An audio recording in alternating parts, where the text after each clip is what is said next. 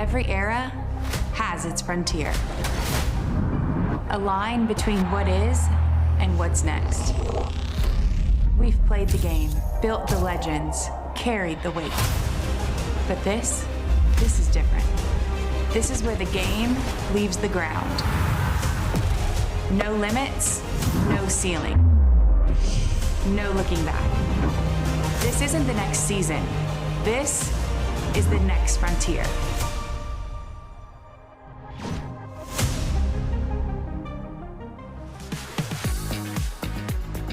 We're in Utah for a seismic AUSL tilt. The expansion spark bring a loaded offense to town. Delaney Wiz and Maya Brady lead the charge. In their way, the league-leading Talons looking to stay hot behind Montana Fouts, and a stingy pitching staff are standing in their way. As we take a look at the standings, where right now it is the Talons in first place by a half a game over the Carolina Blaze. The Spark are right in the mix. As we welcome you to Salt Lake City, alongside the two-time Olympian Natasha Watley, I'm Noah Frary. The Olympian Nicole Mendez will join us as well. And not only do we get to see the Sparks' incredible offense, the Talons' great pitching staff, but the cherry on top, we get to see two of the league's brightest stars tonight. Yes, and we start off with Maya Brady, arguably one of the best athletes in the league, and she is hot right now. It's hard to say that she is red hot because it is no surprise to anyone. She possesses the speed, the power, and the consistency. Right now, a .655 AUSL career on-base percentage, and she just keeps getting it done. And then on the other side for the Utah Talons, we have Montana Fouts, and she has just continued to lead the Talons in the circle. And just when you think you've seen her best, she continues to get better. In her last start, she had 12 strikeouts, which was the most in a game in AUSL history. Montana Fouts has thrown 4 straight complete games dating back to the championship series, going out there looking to throw up another good outing against this Spark offense. Yes, and just in her last start, she was incredible. She got off to a slow start, got in a little trouble in the first inning, but then she made some adjustments and then just was cruising through the rest of the game. Montana Fouts will face the league's best offense. The Oklahoma City Spark, Maya Brady, Sydney Romero, and Delaney Wiz lead the charge, responsible for over 80% of the Sparks' runs through the first 9 games of the season. And you will not have to wait very long to see the matchup we have all been waiting for. It's Montana Fouts, it's Maya Brady. They're ready. Let's do it from Salt Lake City. A first pitch from Montana Fouts, low to the league's hottest hitter. 15 professional games for Maya Brady. She's had a hit in all 15 of them dating back to last season. Swings at the low pitch. Here's Beal across the diamond just in time to get the speedy Maya Brady. Could we see an early challenge? I think we might see an early challenge because this may be your best chance is to get Montana Fouts early in the game. But Maya Brady, speed.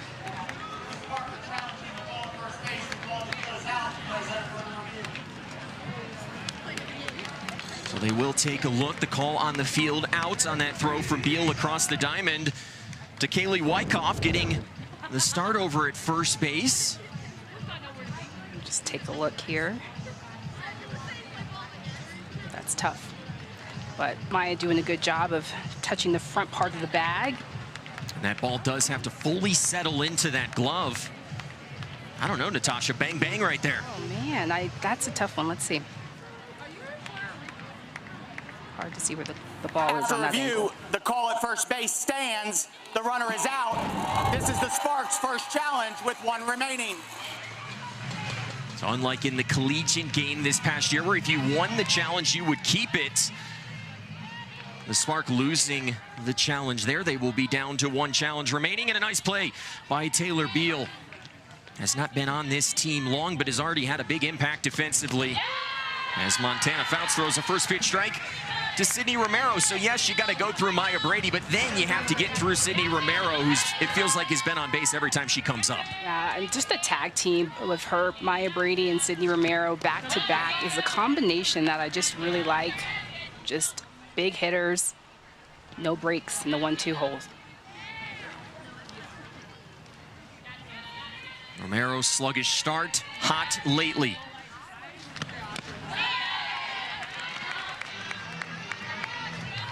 Montana Fout's been absolutely rolling so far this year. Came in with a 2.04 ERA.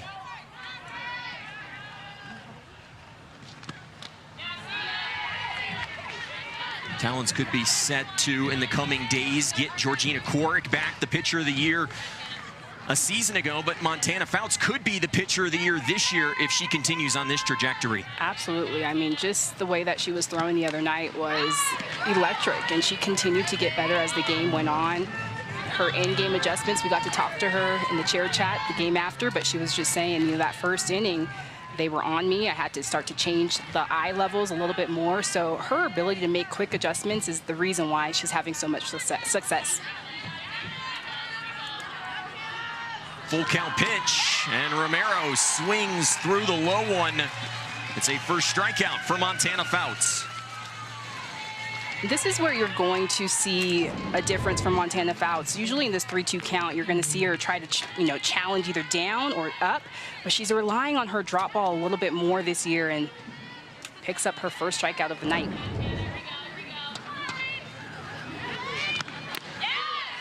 Close to a 30% whiff rate. That swings on that drop ball this season. It's been the great equalizer, has such an ability to work up and down, really all over the zone.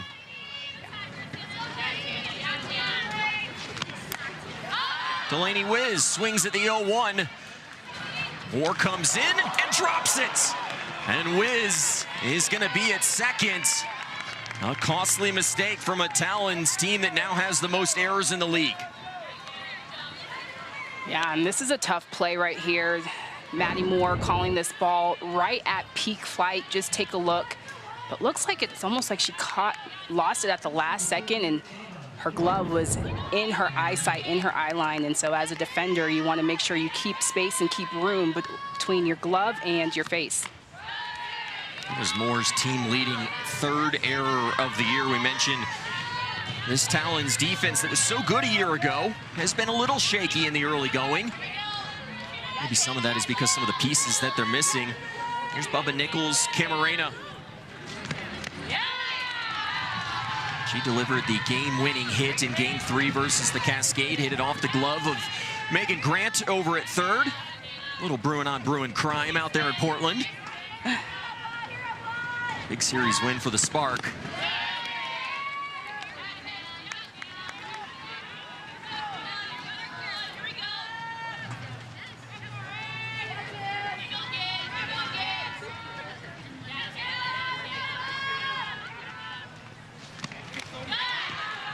That one fouled back to the netting. It's 2-2.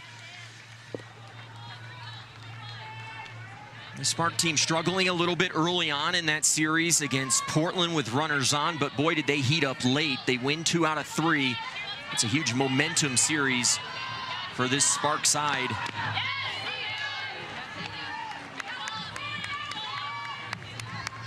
And you can see Montana Fouts. She's starting to go to that rise pitch before, trying to split the zone. So she tunnels her rise and her drop very well. High in a second K. Nichols Camarena spoils one. These two have a little bit of history. Montana Fouts facing that UCLA team that Nichols Camarena was on multiple times during her career, including a perfect game against the Bruins. Yeah, it's a game that we all remember. Seems like 1,000 years ago, but I can remember it like it was yesterday. But Montana Fouts just electric that night. Happened to be her birthday. Yeah, 21st birthday, throws the 5th perfect game in Women's College World Series history. 3-2, driven and foul. What are the Spark doing well against Fouts early? They're swinging. They're swinging early. They're swinging early in the count. They're being aggressive. But what Montana's doing well is she's throwing that drop and rise in those hitters' counts. Nichols Camarena holds up, works the walk, And the inning continues for Sydney Sherrill.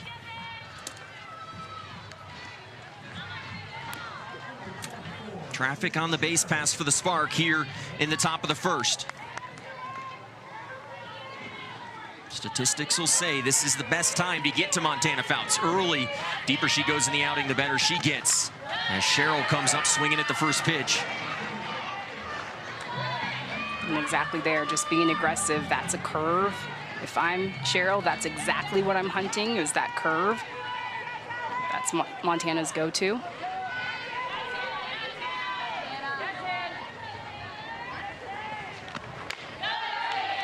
That's high, pop in the mid there at 70 miles per hour. That's equal to about a 95 to 98 mile per hour fastball in the MLB. 60 feet 6 inches in the MLB, just over 40 feet here in this circle as Fouts gets ahead. And that's curve on the outer half.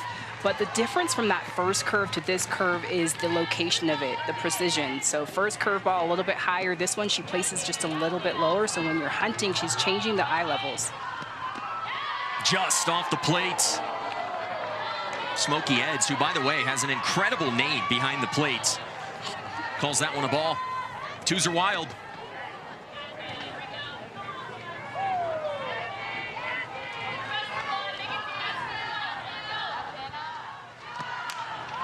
And Sherrill fighting hard against the Talons ace.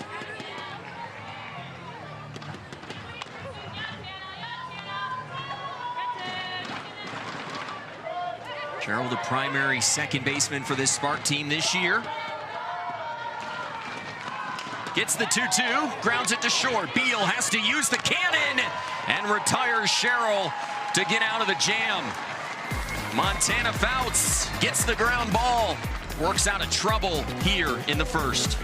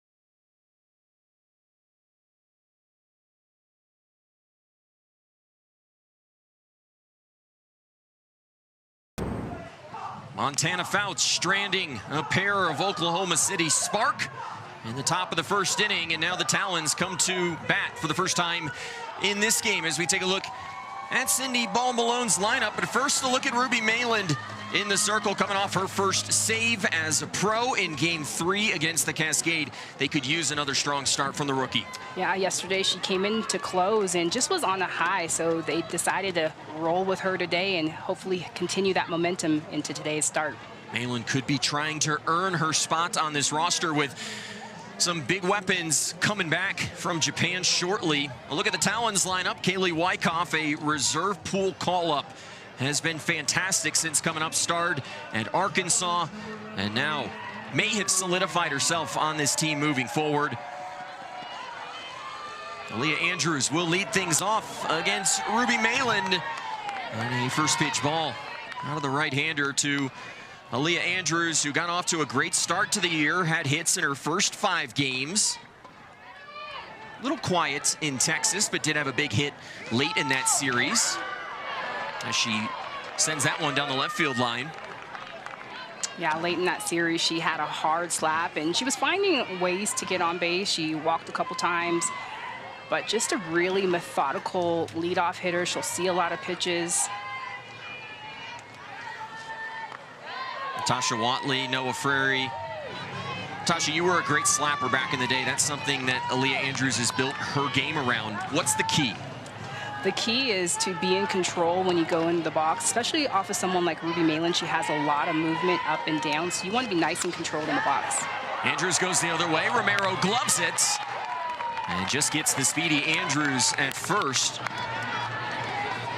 Grew up loving watching Derek Jeter. I can relate. Sydney Romero has been great out at shortstop this year for the Spark. What can we expect from Malin? Ruby Malin is predominantly a drop ball pitcher. In the last year, she's started to create a rise ball and has been able to split the zone vertically, going up and down. She also has an incredible changeup as well. She'll slow it down for you as well. So she keeps you guessing at the plate. Yes, she does. Jadlyn Alchin swinging at the first pitch and following it off. Fantastic story a year ago. Comes up out of that reserve athlete pool, earns her spot on the team, and man, has she been good lately since they moved her up into the 2 spot in this lineup. I really like that move. Yes, I kept saying it last series that I just really was behind that move. Just another speedster on the team. She makes things happen. She has aggressive at-bats. A couple stolen bases last weekend as well, so putting some runners in motion for the Talons. Coach Watley has a nice ring to it. Okay. Yeah, right. Here's the 1-1. That'll catch the inside corner. You are going to get a chance, though, to put the coaching hat on in a few weeks at the Little League World Series Classic. I'm a little nervous about that one. Are you? Yeah, you know. It's because you're going up against Lisa Fernandez in the other dugout, right? She's a mastermind. Here comes the 1-2 to Alchin. It's high.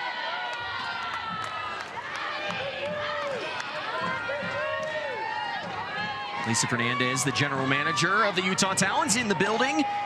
There she is. Always busy working the phone. Yes, looking in the reserve pool.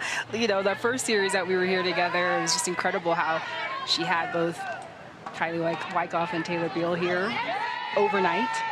She's working, always working.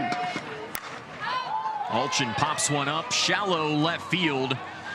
Nichols Camarena comes on and makes the catch for out number 2. She's had to, because this Talons team, despite being in first place by half a game, they've been banged up right now. 4 on the injured list. We heard just before first pitch tonight that Bri Ellis went on the injured list.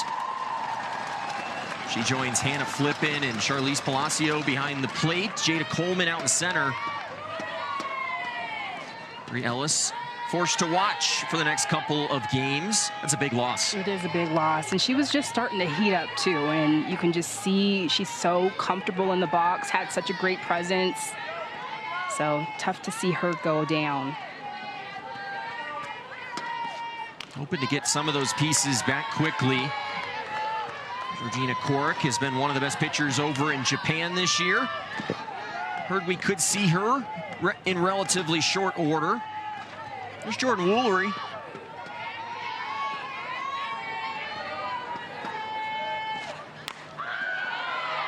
You talk about people who are really starting to figure out the pro game. For me, Jordan Woolery's right at the top of that chart. Yeah, and just being able to come in right away and make an impact. You can see 444 batting average, and just she's so clutch. She just always finds a way, puts together some pretty swings. And ahead in the count here, 3-1 to a hitter that had 6 hits and 10 at-bats against the Texas Volts pitching staff over the weekend.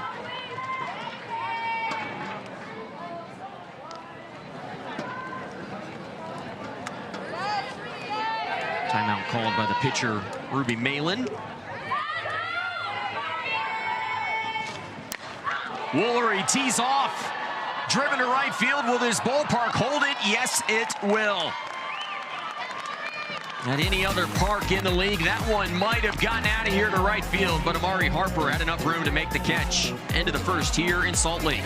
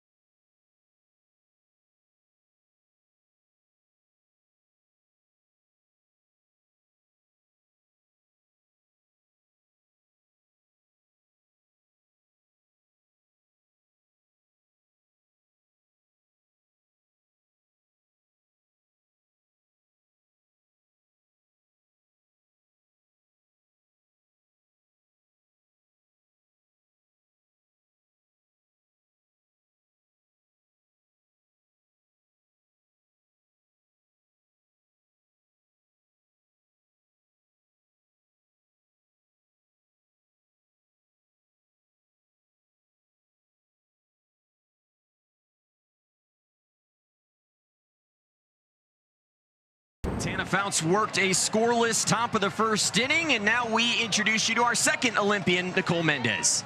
Well, hey, y'all. What we have going on in the circle is just a phenom. Montana Fouts is a pitcher who knows how to compete, and that is why the Talons are ranked #1. I was talking to Cindy Ball Malone. She was so impressed with her improvement in the offseason, what she's been able to do. She works out at her house in a barn, and her husband is her bullpen catcher. But the biggest focus this offseason for her was how to stay disciplined, how to feel her body, and ultimately how to be that competitor. And especially with Talons and all the injuries, competing is huge.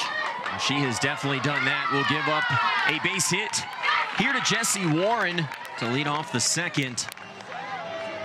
Gotta say, I feel bad for her husband, Drew, having to catch her bullpens. I know, and I love seeing when she posts on social media and shows her working out. But I mean, I talked to her last week about how she's sharing on social media a little bit more, but her ability to continue to develop and to get the workouts in and do all the things that are necessary to be a pro athlete, she is the example that I would use when you're a couple years out of college to stay on the grind, especially when you're on your own, you're on your barn or wherever you are in the world. And so it's a testament to why she's doing so well. Montana Fouts is one of the true faces of our game at the professional level. Let's put it out into the universe. She wants to pitch on that 2028 Olympics team as softball makes its return in LA.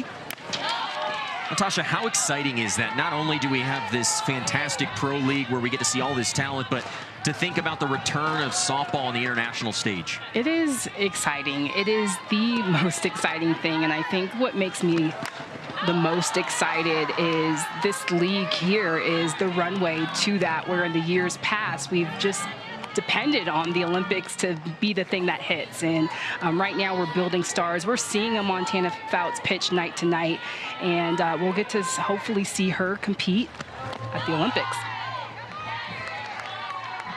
This AUSL loaded with people in that women's national team athlete pool, 29 in total across the 6 teams.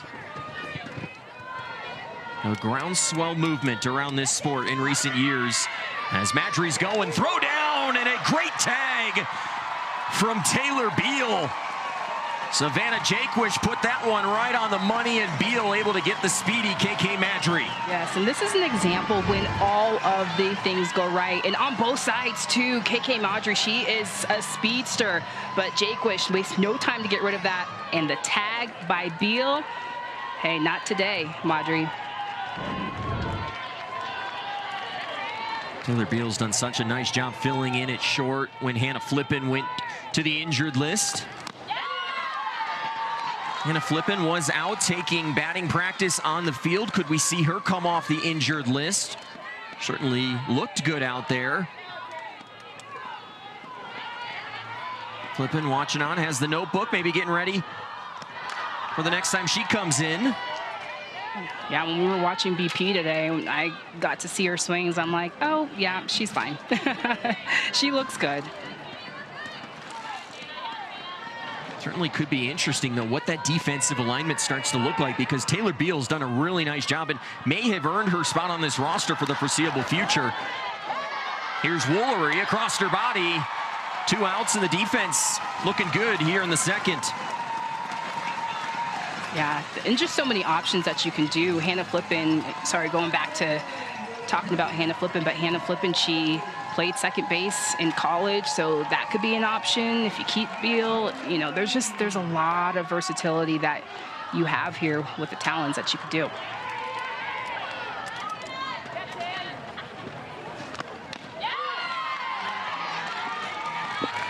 Haley Lee at the plate. She was the Defensive Player of the Year a season ago. Hannah Flippen, 4-time defensive team honoree. That'll even the count at a ball and a strike to Haley Lee, getting the start at catcher today. Her and Delaney Wiz have split the PT at that position. Wiz at first base this evening. Was that a swing? They checked to first. Yes, it was. As Fouts gets ahead. Alex Leap ringing her up.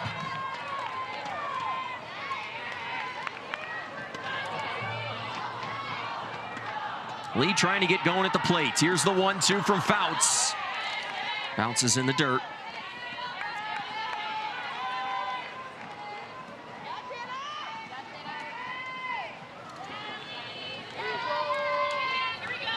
Fouts going right at hitters here in this top of the second inning. Count moves full. Just such great placement. I think that's what Montana Fouts does so well, is just her placement. She's got so much control.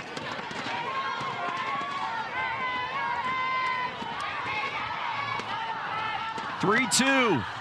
Ground ball, foul.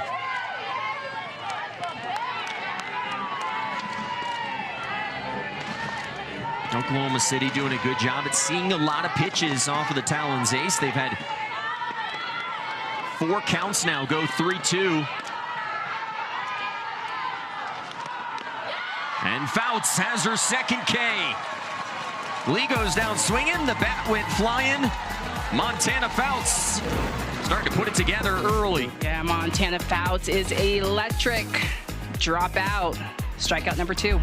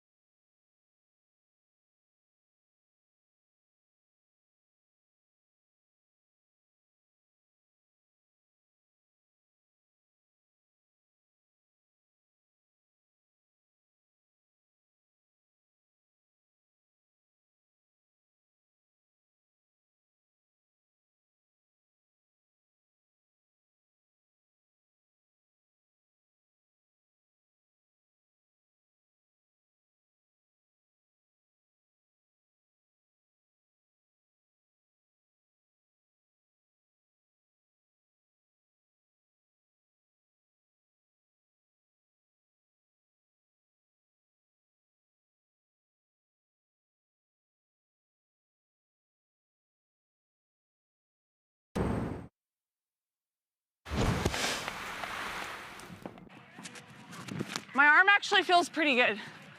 Now we got a little feel for it, so like, don't hold back. Like, let's just go. I think the standard's been set. Let's just go for it. You have nothing to lose, and just have each other's back all day. Yeah? Yeah, Carol!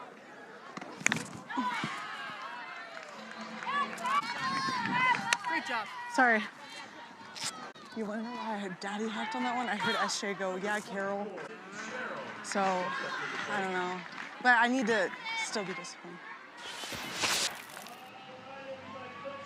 Bubba Nichols Camarena has been such a big piece for this Spark offense early on this year. Great out in left field as well. Played for the Bandits a season ago. She's so funny. You know why Daddy hacked at that? She heard Savannah Jaquith say, yeah, Carol. So maybe she was thinking something on the outer half. She was sitting out.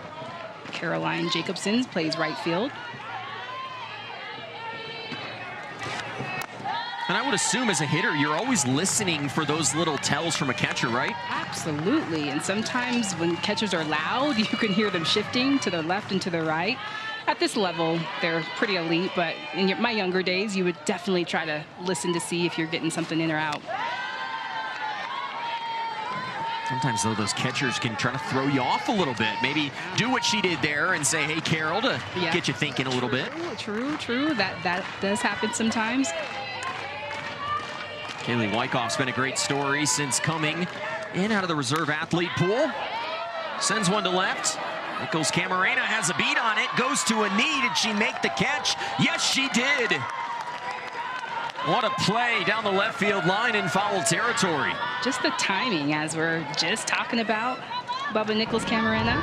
But this is what makes Bubba Nichols Camarena so great. She is a versatile athlete, and just, she goes all out all the time. Talk about the defense, and for this Spark team, the #1 defense in the league. Just 4 errors on the season through the first 9 games.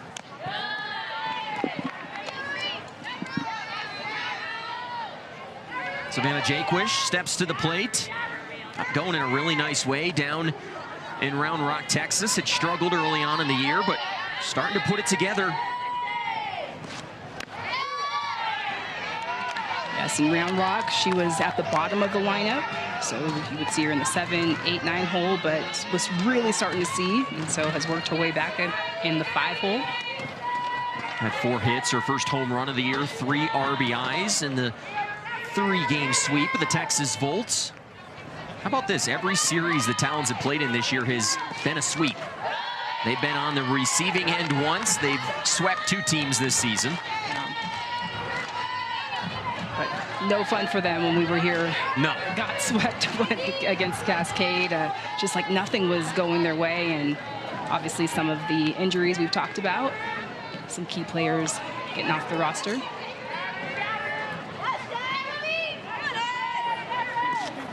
2-1 misses outside, and I think it just goes to show you that I'm not sure there's a clear favorite in the league right now. We're going to get a bunch of new players back from Japan, people that you're familiar with, but the second half of this season is going to be a ton of fun. Absolutely, and it can actually change at any moment. Anybody that you think is a favorite may not be. Jaquish hits that a mile high into center field. Maya Brady camps underneath it for out #1. And the action continues tomorrow night. Athletes Unlimited Softball League in Chicago heads to Texas for a 7 Eastern first pitch. Catch it live on ESPNU, and you can also stream the game anytime on the ESPN app. And how about the Chicago Bandits win the series over the Blaze earlier today? Started the year 0-4. They're 4-1 since. They were in the championship series against this Talons team a season ago.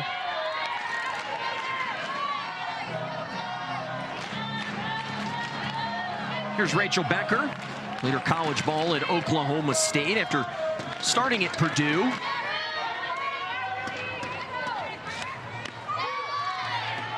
It's something that Oklahoma State program has become known for, being able to bring in top players in the transfer portal. Ruby Malin was one of them out in the circle. Came from Washington.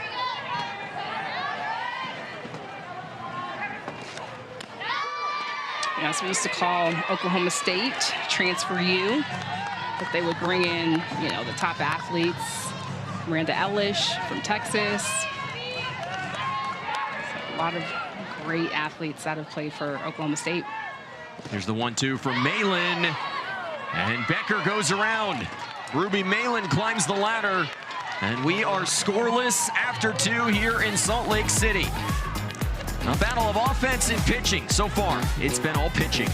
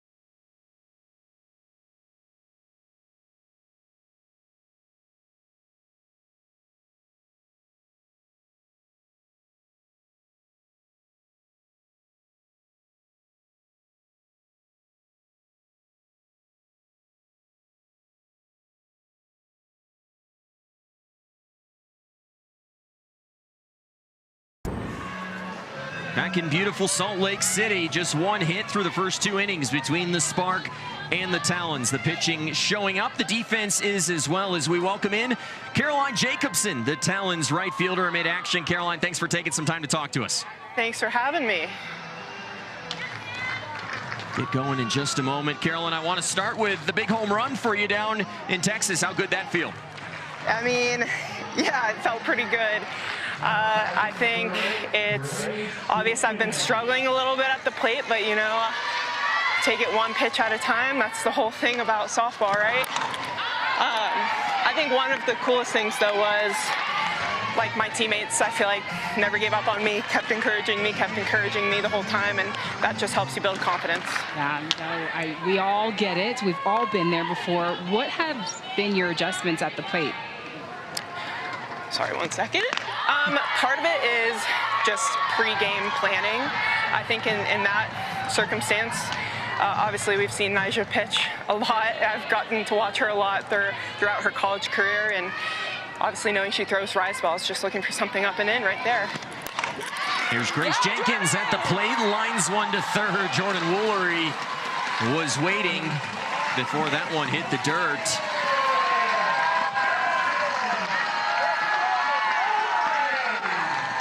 So Caroline, when we talked to you after that home run, you said that you were looking in a window. Can you break that down and explain what that means? Yeah, I think similarly to as I was talking about before, kind of we've seen her throw a lot and kind of know the general ways that she attacks right-handed hitters specifically, and kind of just looking up and in, and whatever that might be, we know we're trying to stay on top of the ball. I know she's going to try to get it up under my hands and to be on time to be ready for it. Brady drops that one into left field. It's a 16-game hitting streak now for Maya Brady. Has recorded a hit in every game of her professional career. Caroline, to follow up on what Natasha was saying, your head coach told me earlier that with all the games that you guys are playing new pitchers, sometimes it's more about just having a plan at the plate than it is necessarily game planning for each individual pitcher. Yeah. I mean, I think everyone that's out here is very elite. And so we do a lot of preparation before the games. Talking about film, I think that's something cool about having somebody like Hannah Flippin on our team who's seen a lot of these pitchers before, and then even a lot of rookie pitchers in this league. And so hearing from Jordan, people that have played against them recently, and just their opinions on what they've seen at the plate. So this is your 4th year in AUSL. Just talk about what you have learned the most about yourself as an athlete. Wow, that's a good question. I think a little bit of patience for one. I think as I've gotten older, just kind of becoming more calmer, kind of understanding yourself a little bit better, and kind of understanding the things that work for you best. And it's pretty crazy how even as like a senior in college, you kind of start to understand those things more and more. Yeah, you know, definitely the transition, you have to understand your swing a little bit more. What are some of your top preparation things? So, you know, are you someone who hits off the tee? Are you a video person? Like, what makes you feel the most confident to be ready and prepared for a game? Yeah, I'm not much of a tee person. I do like video though. I'm like a moving ball type of person. Kind of like to see it like that from the jump. But I do like to see video and kind of how the pitcher moves, how their ball moves. And I think that kind of gives you a chance to visualize yourself in the box against them. And even with video, we're lucky now we can go back and look at past at-bats, just being in this league for the past couple of years. That's a big advantage. Here comes the 2-2 to Sydney Romero, spoils another pitch. Romero, much like Maya Brady, been red hot for this Spark side lately. Caroline, you played for this Talons team a year ago, though now in home markets. How much fun has it been playing in front of these fans? It's been awesome. They have showed up every single game. They showed up every game last year. So we were so excited. Yes, great job! A double play ends the inning. Yeah. Caroline, thanks for joining us. Thank you, thanks for having me. The Talons defense shows up. Fouts out of another jam here in the 3rd.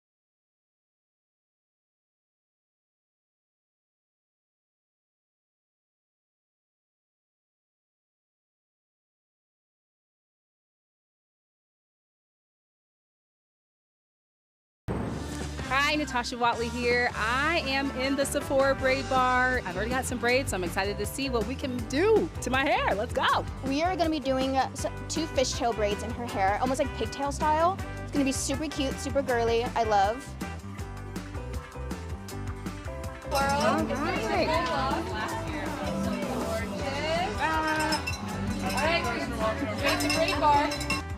Feel like a little queen.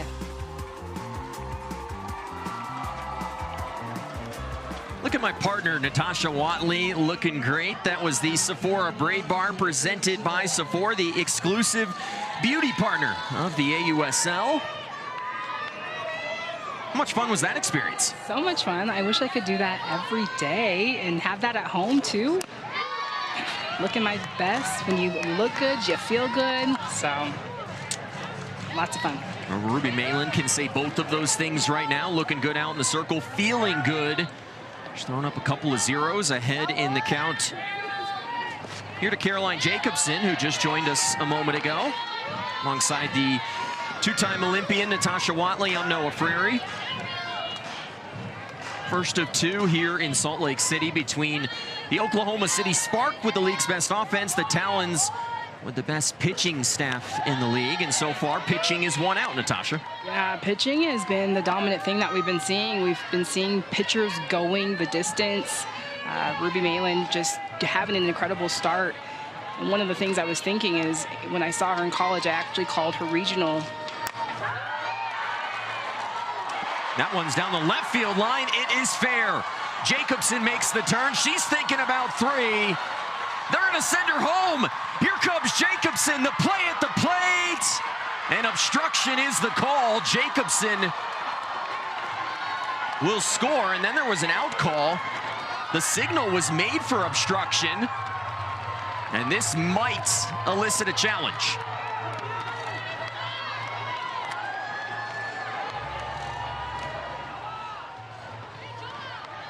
There was definitely a left arm outreached, which is the call for obstruction. Right, but I think he's saying that she was out.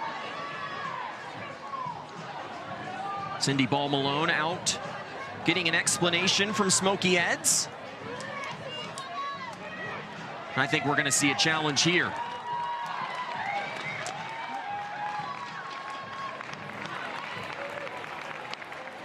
The call in the field is that the runner is out at home with no obstruction.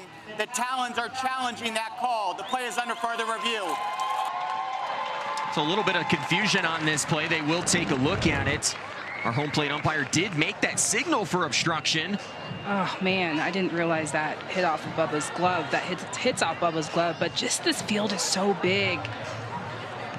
Caroline Jacobson, but just take a look at the home plate umpire. Now, when it comes to obstruction, Natasha, the key is where the setup was for the catcher in this place. This is Haley Lee. Right, and she gives a clear lane, so definitely not obstruction in my opinion. But what's questionable is whether she's safe or out for me. You saw the signal go up there immediately for obstruction, but then there was an out call. Trying to sort through all of this. After review, the call in the field stands. The runner is out with no obstruction. This is the Talons' first challenge with 1 remaining. So that will go down as a triple, and then the put out there of Jacobson at home. Do you like the aggressiveness there early in this matchup? Absolutely, and especially on this field, you know, 225 in the corners, that ball gets deep. Like, I am thinking about scoring as well, and Caroline Jacobson, a lot of good speed. But take a look at her here. When she rounds third, she just gets a little bit too wide and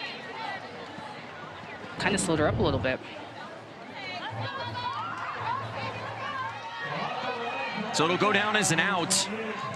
Definitely a little confused there. Sydney Ball-Malone maybe every bit as much as confused.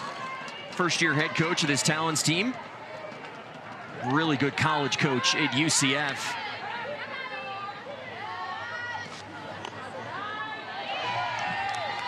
Let's take one more look at that play a moment ago.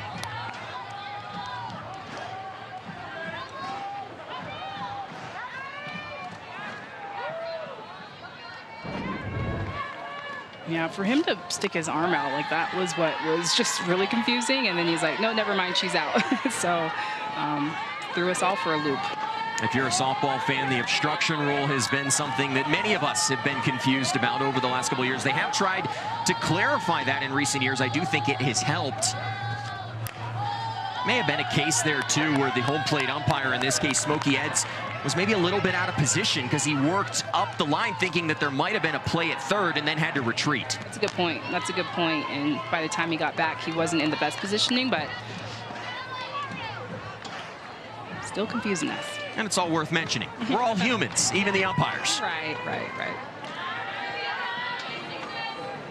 This is the former Clemson Tiger, Maddie Moore. One of 2 Tigers on this roster. We talked to the other, Caroline Jacobson, last half inning.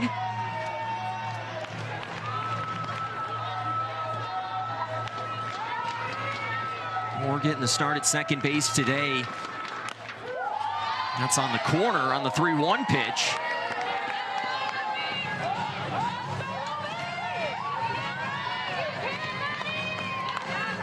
Moore still trying to solidify herself as that starting second baseman. Her and Becker have split the playing time at that position. Pitch calm. Technical difficulties. Haley Lee out to talk to Ruby Malin, who's been pretty strong early in this outing. Came on in a tight spot in that final game of the Spark Cascade series, earned the save. There's the 3-2 low, and Maddie Moore is aboard.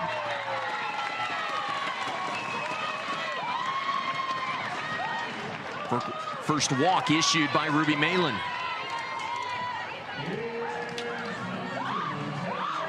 And Ruby Malin has mainly just been working that drop ball. And what I was saying is I called her regional at Oklahoma State, and she started to incorporate this rise ball. And facing Stanford, the first game that they faced them had multiple pop outs, and is going to that drop more so now in this pro level, trying to keep the ball down a little bit more.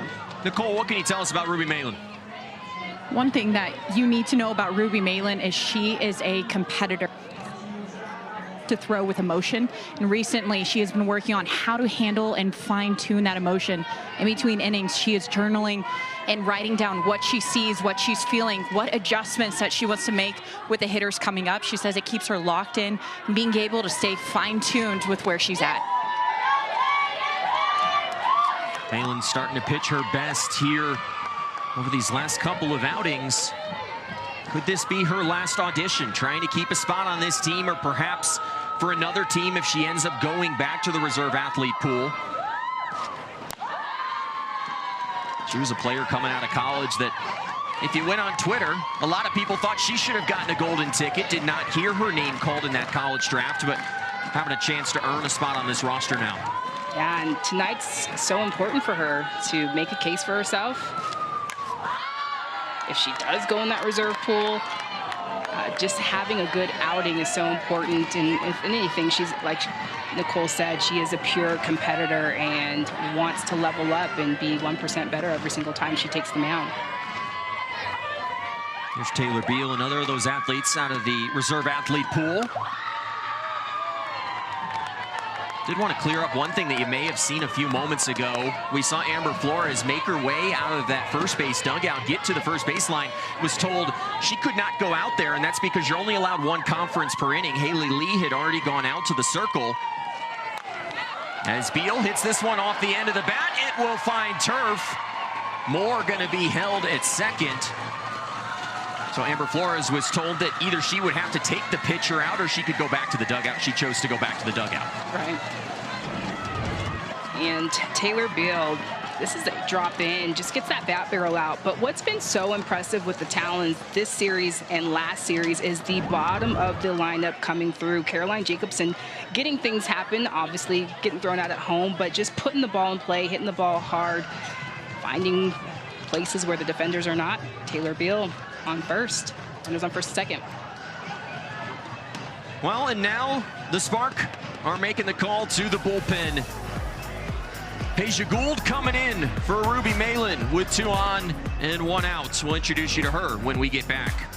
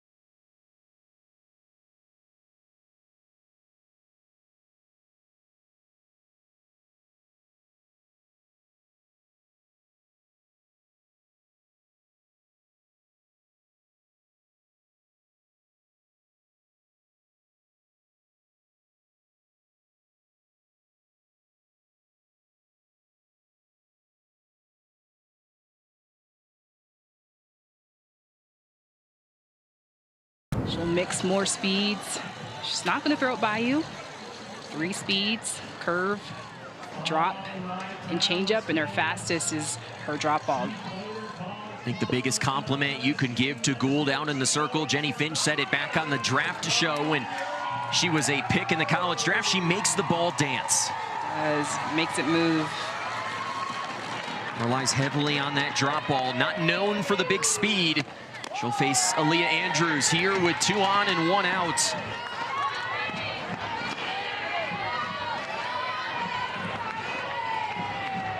Andrews grounded out sharply to short back in the first inning. Natasha, in this situation as a slapper, what are you trying to do? Right now I'm thinking hard slap all the way. That curveball is something that I would want to sit, that last pitch. Thinking something to the green, left center. Instead, lays down the bunt. It was almost a beauty.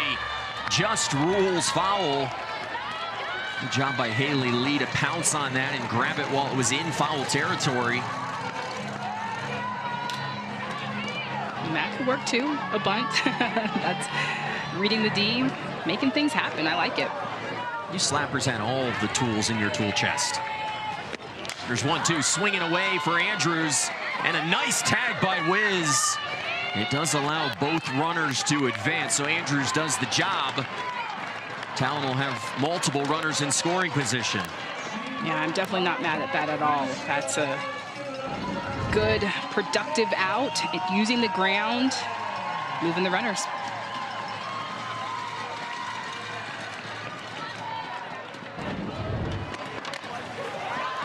And now Alchin cues 1 foul. Moore has to retreat to third.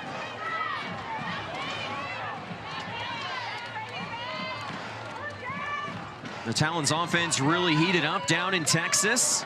Struggled against the Cascade in the series you and I did here over the weekend, but down in Round Rock, they looked fantastic.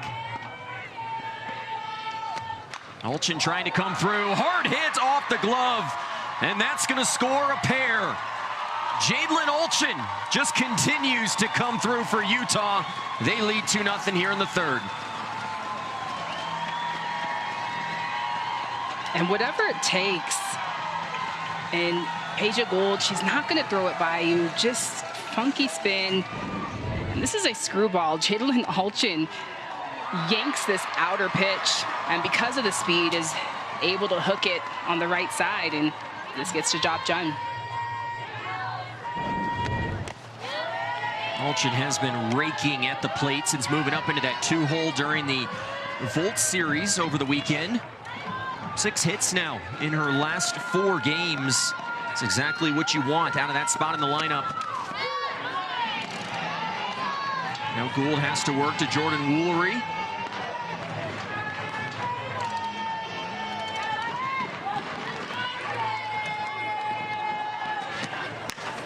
Hard hits. It's fair.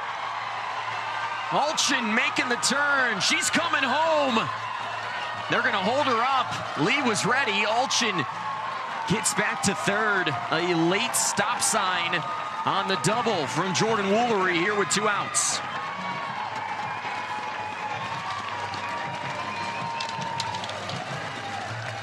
Jordan Woolery so clutch here, but what also may be even more clutch is Jalen Alchin being able to stop on that. But this is a changeup on the outside half, and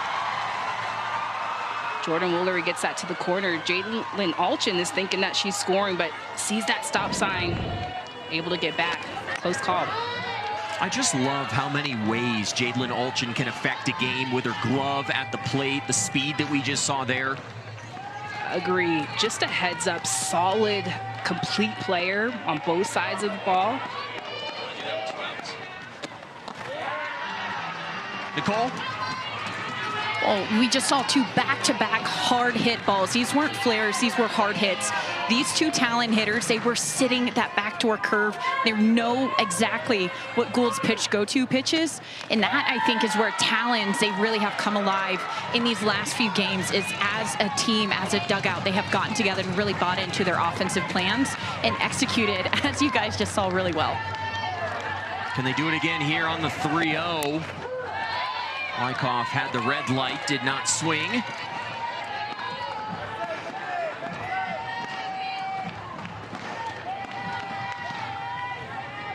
Here's the 3-1. That's a strike, 3-2. Kaylee Wyckoff had some success against that Mississippi State pitching staff that Peja Gould was a part of, although it was off of Alyssa Faircloth, a home run in the SEC tournament. This time she'll drop one into the gap in left. 2 runs are going to score. Kaylee Wyckoff delivers for the Talons, who lead 4-0 here in the third.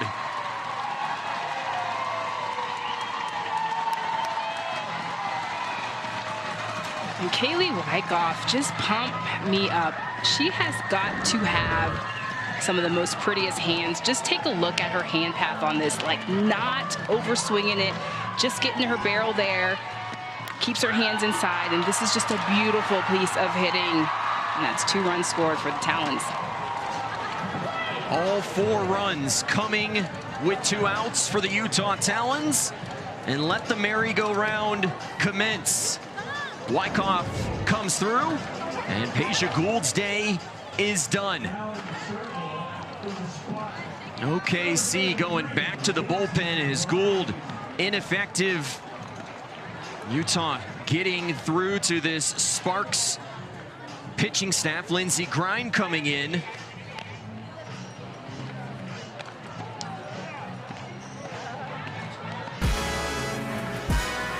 And this Women's Sports Sunday starts with the WNBA countdown at 6:30 Eastern on ESPN and features a marquee WNBA matchup as New York takes on Golden State at 7 Eastern. Watch on ESPN and Disney Plus and stream it all on the ESPN app.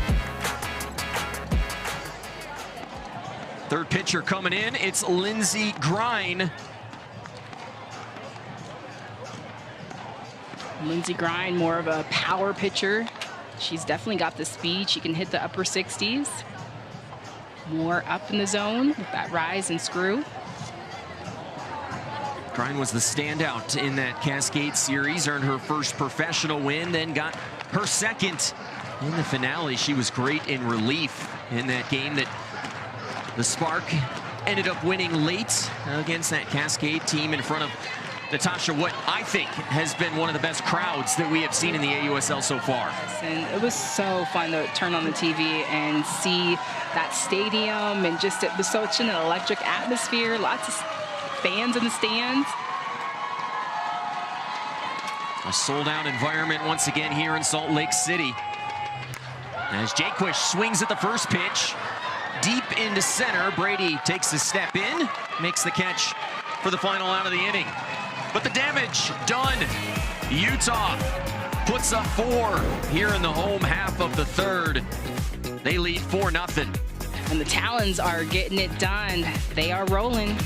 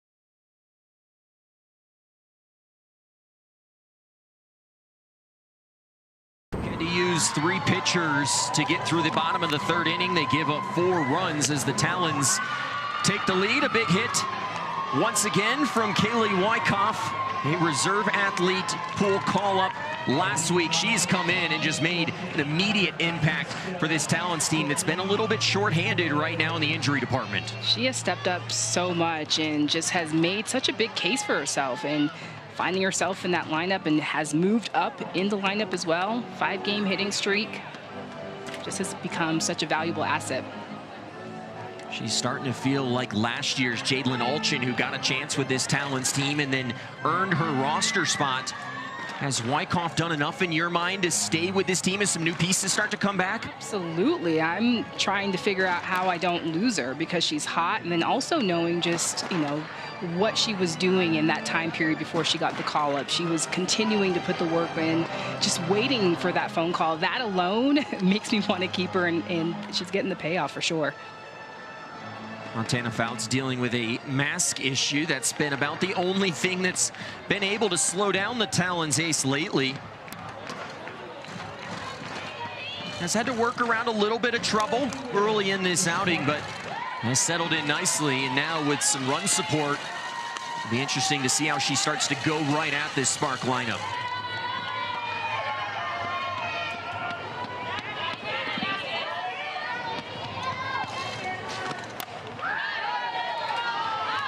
.52 pitches now for Montana Fouts. 4 straight complete games for her. Facing Delaney Wiz, who reached on an error in her first plate appearance.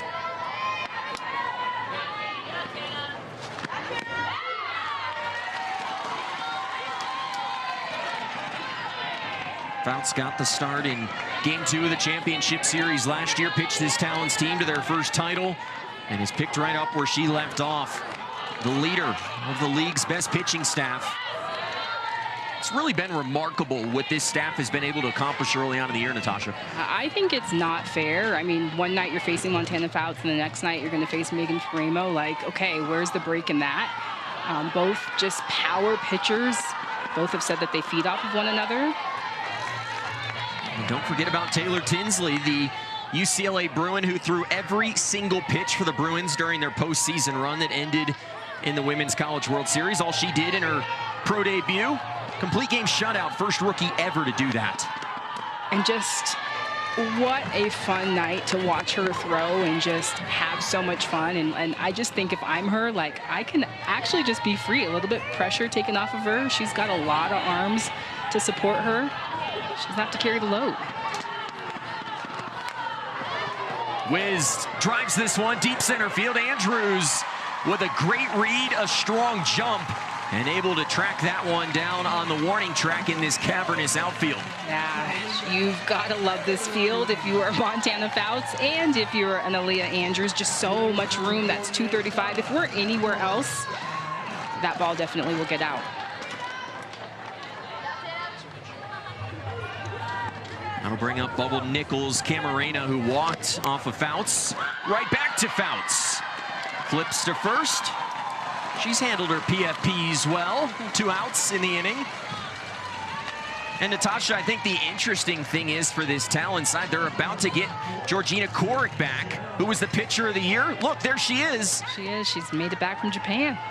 Had a great year over in Japan. We could see her activated in the days ahead.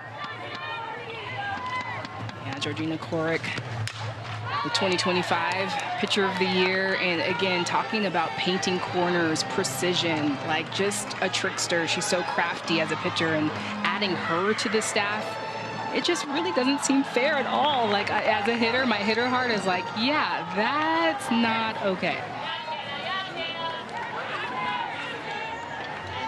There's Megan Faremo warming down in the bullpen as Sydney Sherrill fouls one back to the netting.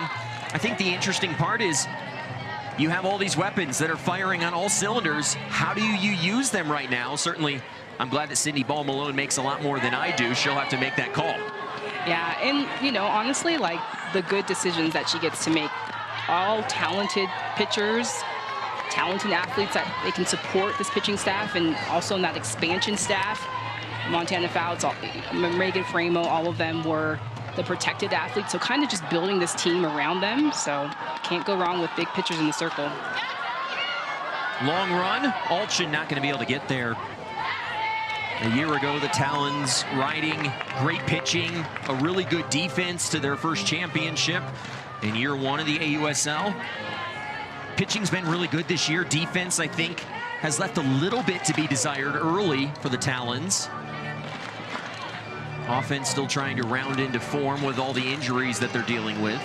Yeah, and I think it just was taking the time a little bit for the Talons just to get the offense going. You know, I think about, you know, on their side, Savannah Jaquish took her a couple of series to get into the groove of things. And so, you know, Brie Ellis started hot, but the rest of the Talons weren't really finding their swing. So it took some time. Do you believe that it's the hitters or the pitchers who are maybe a little bit farther ahead early in a year? I think the pitchers are always further ahead, you know, when you start. They got their best stuff. You know, good pitching always beats good hitting. 2-2, fouled off again.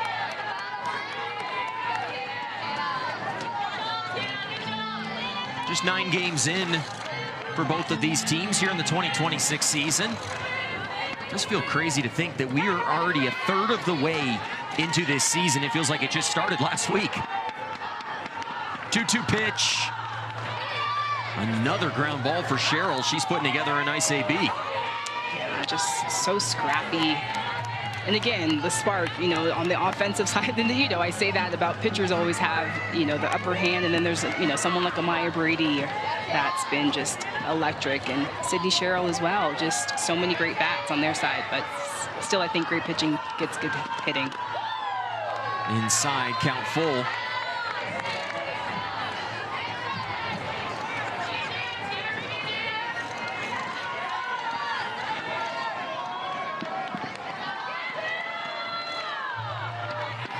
Three-two pitch.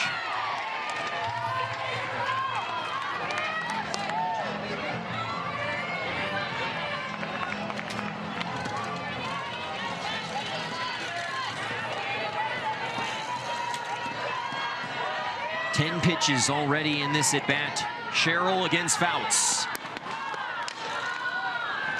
And there will be a 12th. And Montana Fouts just going to her off speed. I believe that's the first time we've seen it today. Just trying to find something to get Cheryl swinging. Fouts right down Broadway. Her third K catches Sydney Sherrill looking, and it's Montana Fouts who wins the war of attrition there. And Montana Fouts just dealing, trying to find a way, finds it with this drop in for her third K of the day.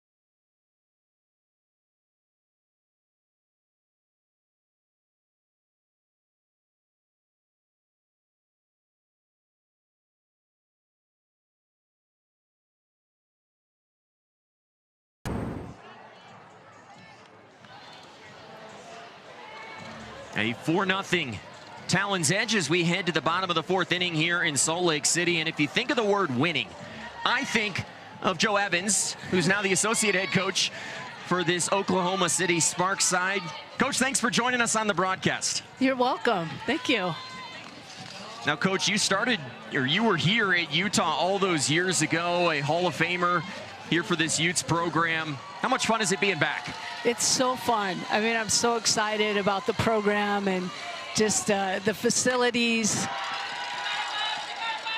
the things that, you know, maybe we didn't have when I was a player, for sure, playing out at the Cottonwood Complex, and then, you know, as a coach. So it's great seeing how far this program's come.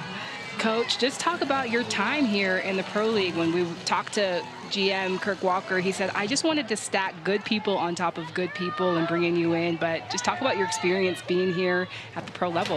Yeah, I can't thank Kirk enough. You know, when he called, I was like, I don't think I'm going to do that. And I'm so happy I said yes, because I'm having a blast. The players have been phenomenal, really fun to work with. I didn't know, you know, at this pro level, do they want to be coached? What am I supposed to do? You know, I can be a cheerleader with the best of them, but they actually want to be coached, and they want some feedback, and it's made it really fun for me to be on the field with such elite players. Just talk about some of the personnel, like who has impressed you and who's been fun to work with on the Spark. Yeah, I mean, well, you look at Bubba Nichols, like really unassuming. She goes out there and she dives for every ball that she can get. And I think she's made some great plays for us. Obviously, Maya Brady, I mean, she's so fun to watch. I tell people don't go to the concession stand when she's coming up. Right. You're going to miss something. You know, she just covers a lot of ground. It's been really fun working with, like, Sid Romero. She's pro's pro. And you know, it's fun watching them do their thing. And Jesse Warren, who's like, Coach, I'm the best third baseman in the world. You know, put me out there. Let me make some plays. So all of them have been really fun to work with. Maddie Moore will step to the plate. 2 outs here in the bottom of the 4th inning. And pops one up to first. A quick inning. Coach, thanks for taking some time. Thanks so much. A 1-2-3 inning for Lindsey Grine here in the 4th. We head to the 5th when we come back.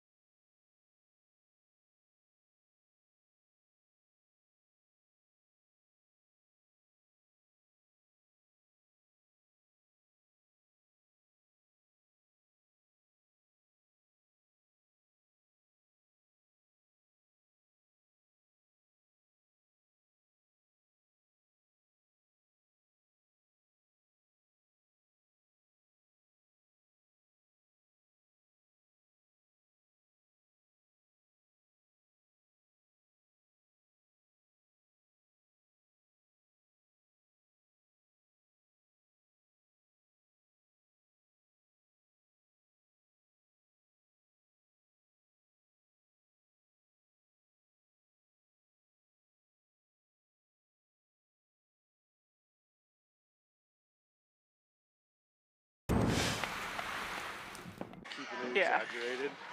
And I felt like that. I felt a lot when I was hitting off of Will. Like, my direction was so much better, where I was hitting things more in a line to, like, right field, right center gap. It was, like, so much better, and it felt a lot better, so, yeah.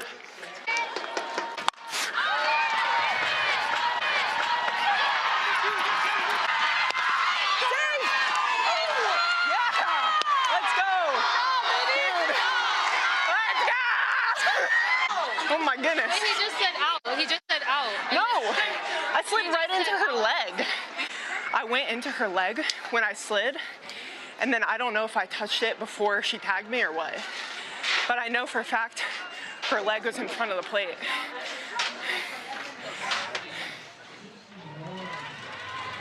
Well, see, Natasha Watley, we were not the only ones confused when Caroline Jacobson was tagged down at the plate back in inning number 3.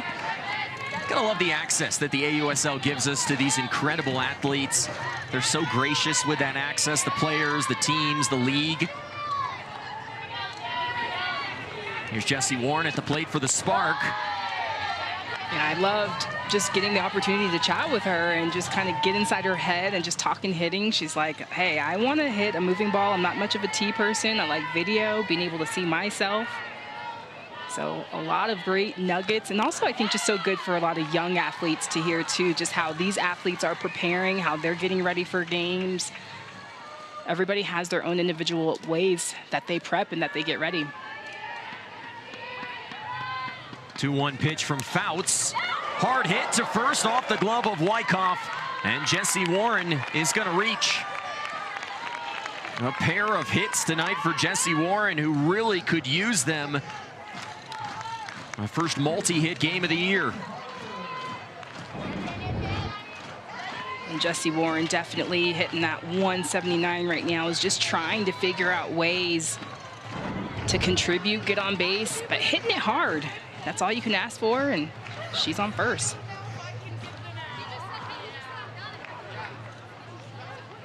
Looks like Oklahoma City considering a pinch runner in this spot. They'd have to use KK Madry again, and this would burn her from this game. She came in place of Warren earlier. This would be her second time exiting. Warren still would be able to re-enter. As Harper fouls off the first pitch. You just got to remember that has to be in the same spot, the same sub. So KK Madry over at first base for the Spark.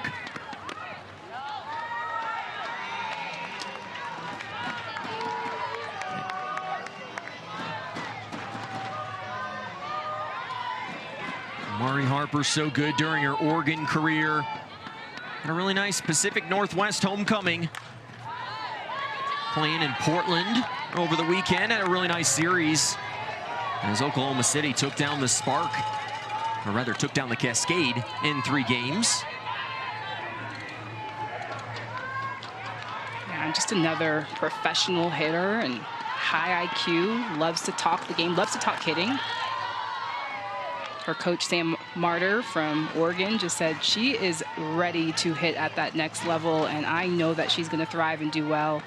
She loves to learn the game and continue to get better.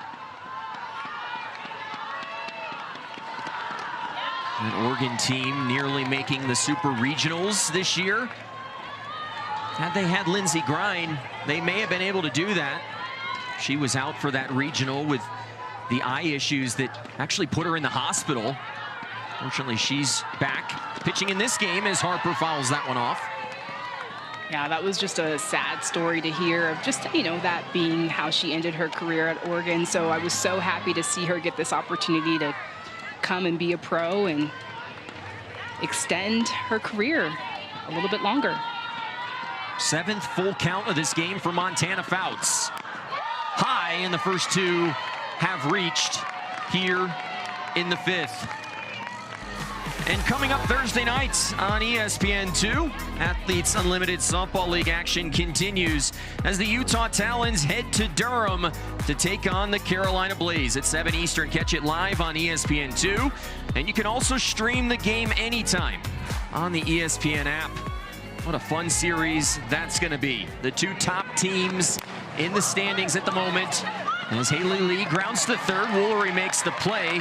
A successful AB there for Lee as both runners advance to second and third. Yeah, a good decision by Woolery. On the speed of this ball, it was a little bit slower, but KK Madry is so fast, so making sure she gets the out.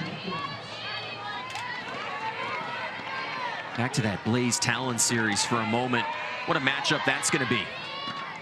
It's going to be a lot of fun seeing Carlin Pickens potentially going up against Montana Fouts. very well could.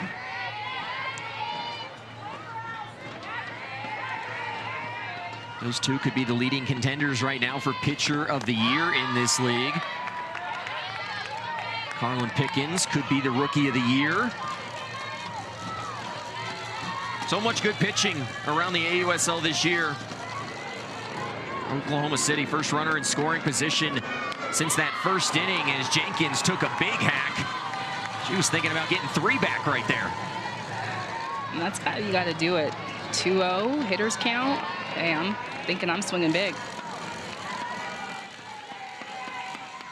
2-1 pitch on the corner for Fouts. Fouts been rolling.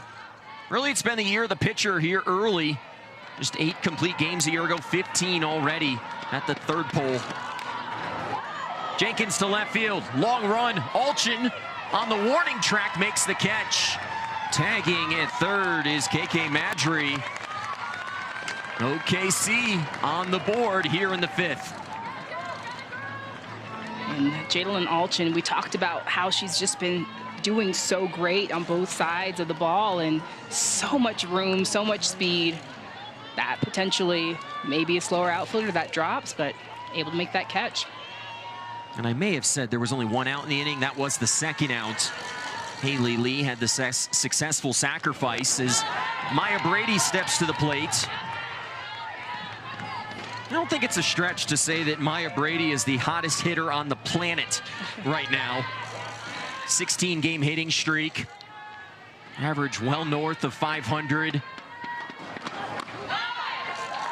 She was on this Talons team a year ago, was hampered with an injury that she sustained early in her season over in Japan, so didn't start playing until late in that year, had a big impact down the stretch, and now starring for OKC.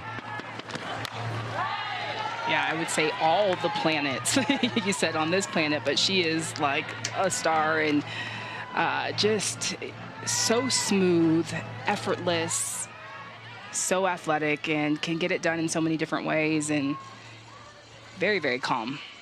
Hey, if there is life on any other planet, I think Maya Brady would still be a better hitter than they are. 2-1 to Brady. Spoils a pitch from Montana Fouts. That hit back in the 3rd for Maya Brady, just the 3rd hit in her lifetime against the Talons ace. They met 3 times in college, twice in Clearwater, once in that Women's College World Series game that Montana Fouts spun a perfect game and gets Brady to swing out of the zone. Montana Fouts limits the damage.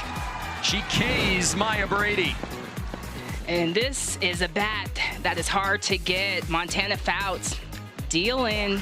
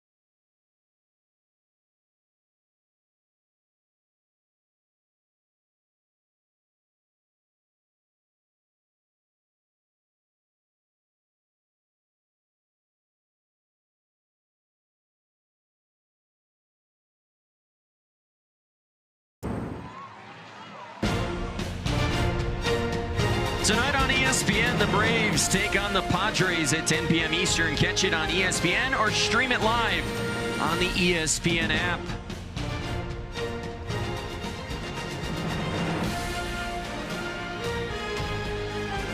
And ESPN is the home of MLB.tv. Stream every out-of-market game live or on demand using the ESPN app. Blackouts and other restrictions apply. For more information, go to ESPN.com/MLB.tv. As we head to the bottom of the 5th inning here in Salt Lake City, a couple of defensive changes. Mentioned KK Madry coming in and pinch running for Jesse Warren. That would mean that Warren was not able to come back in this game, so Madry stays in the game, goes to right field. Beal fouls this one off. Amari Harper was playing right field. She came into second. Sydney Sherrill, who was playing second, is now at third. A lot of interchangeable parts for this OKC roster. Off to a 5-4 start, tied for third in the AUSL in their first year in the league. That's just off the corner to Taylor Beal.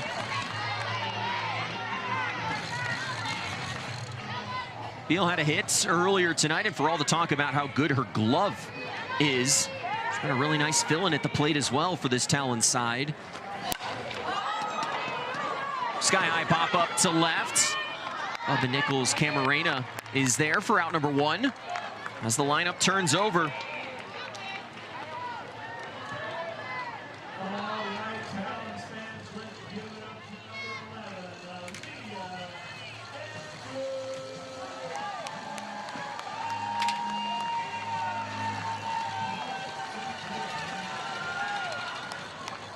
Aaliyah Andrews 0 for 2 tonight. Put a couple balls in play, nothing to show for it yet. Did she hold up on that first pitch? Little check to third, she did.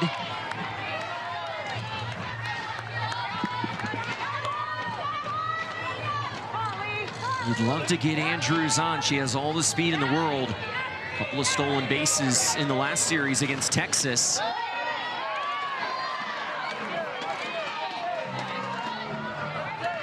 I just love her takes when she runs through the box. Like, she's always in control, always seeing the ball deep. And that's the first base knock off of Lindsey Grine. She had retired 5 straight since entering in the 3rd. Andrews is aboard with 1 out here in the 5th. Yeah, I believe those 2 prior takes sets this up. Just so in control and on time. Her being able to see that ball deep, gets that bat barrel out in the front, hits it up the middle. Really have to be impressed with what Lindsey Grine has given you lately. She throws 4 1/3. Nearly finished the job against the Cascade in game number 3. Gave way to Malin, who had that save, but she's been a really nice weapon out of this bullpen lately for Amber Flores' side. Alchin off the end of the bat, drops 1 in, and she's got a 2-hit evening.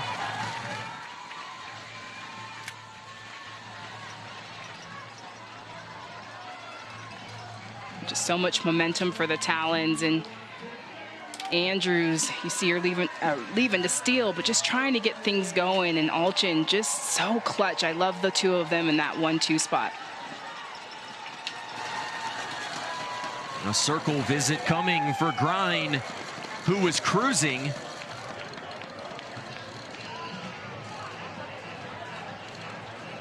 This Talons team missing a couple of their big boppers, but right now they are just finding ways to get runners on base. Yeah, that was a big key for them in the last series, was getting the leadoff hitter on, and they've been able to do that here and there, and just trying to get runners in motion. Leadoff batters 1 for 5 tonight, but just being able to capitalize 2 for 4 for me, that stands out with runners in scoring position. They hit .351 in that 3-game series down in Texas. Did the Talons against that Volts pitching staff that's been a little bit banged up early on this year. 31 hits for the Talons. in that 3-game series down in Round Rock. No pitching change here. Lindsey Grimes staying in for the moment with runners on first and second, 1 out. And Jordan Woolery at the plate.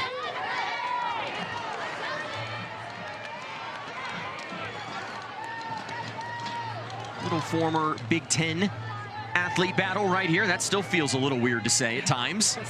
Totally. Grimes played at Oregon, Woolery at UCLA.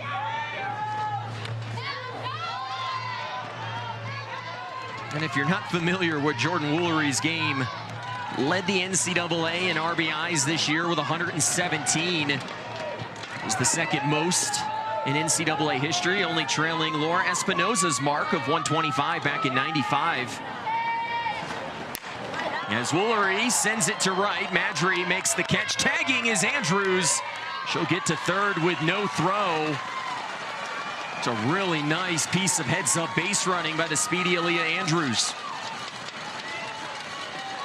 And Andrews, just a good read of Madry of where she was on the field, and just a little shaky of her read on that ball, but Andrews just knowing that that's the furthest point and knowing her speed. Runners on first and third for the Talons. And why that becomes so important is now you're a wild pitch away from having Andrews come in and give you some much needed insurance, as OKC is going to the bullpen again. They'll bring their 4th pitcher into the game, and we will have a season debut when we come back. Elena Vaughter, just back from Japan, is coming in for the first time here in 2026.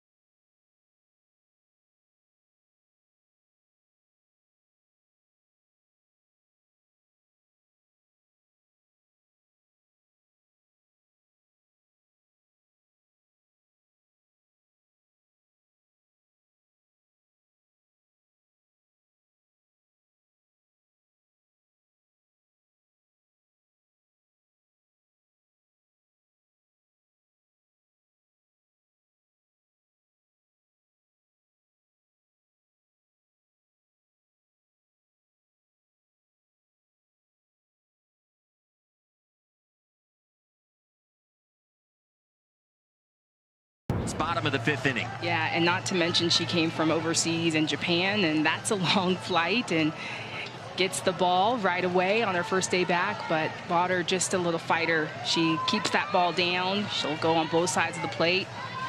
She's got some good speed. She's also got a great changeup as well. Still some other pieces due back for both of these teams. Already showed you Georgina Korik in the building for the Talons. Could we see her activated in this series? Now Alchin was going. That'll go down as a stolen base for Alchin. So now 2 runners in scoring position.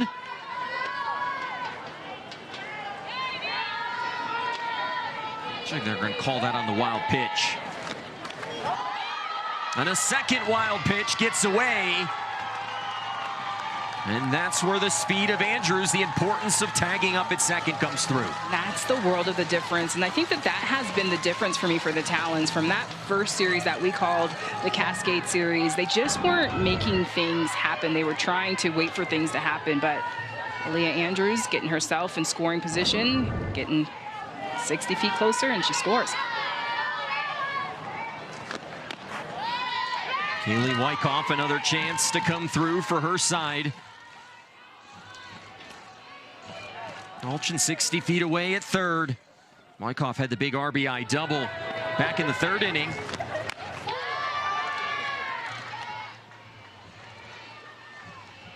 Vaughter, the 5th round pick for OKC in the expansion draft. There was a total of 8 rounds in that draft. And unlike the approach that we saw Jamie Loprice have with the Cascade, who took a bunch of pitching early, we saw the Spark really focus on hitters. Vaughter was the first pitcher that they took in that draft. They went for position players. They went for bats. GM Kirk Walker talked about he went for character first. Wyckoff, a cue job. And Romero does enough to stick with it for the final out of the inning. The Talons tack on a run. It's 5-1 here in SLC.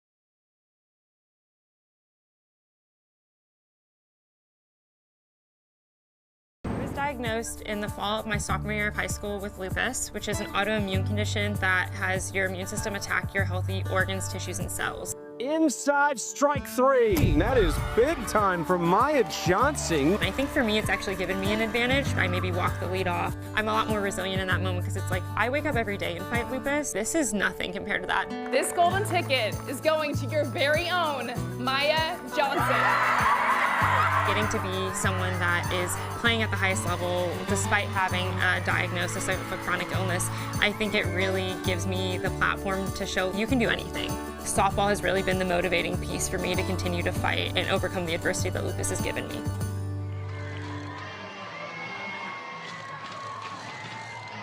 And now Maya Johnson starring here in the AUSL. She is the projected starter in game number 2 tomorrow. She's been the workhorse of this OKC staff early on in the year, but fortunately for her, reinforcements are on the way, Natasha. Absolutely, she's got backup coming for her, and just she's so resilient and a fighter. She could do it on her own, but I'm sure she's glad to know that she's got some arms coming to help as well. Such an incredible story for Maya Johnson. First player ever given a golden ticket outside of the non-power conference programs. Such a special moment there when Jessica Mendoza presented that golden ticket to Maya Johnson. Her teammate Sydney Romero grounds to short. Beal snuffs out the opportunity for the first out here in the 6th.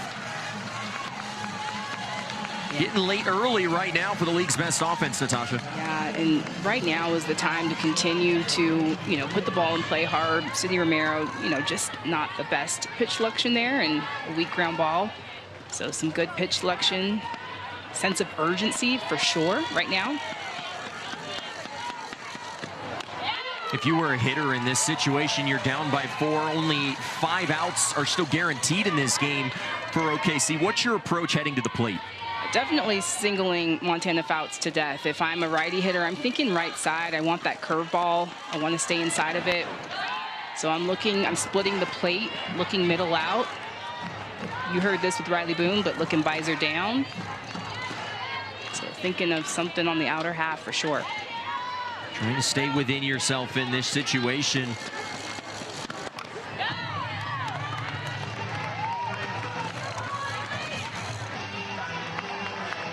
Wiz reached on the error back in the first inning, flew out to deep center field in the fourth.